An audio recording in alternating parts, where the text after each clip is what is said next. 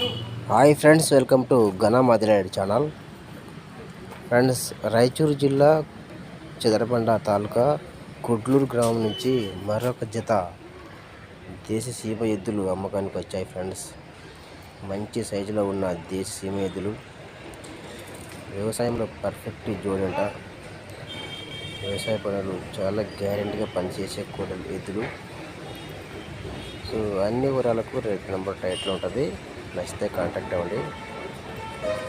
ఎద్దులు చూడడానికి చాలా బాగున్నాయి.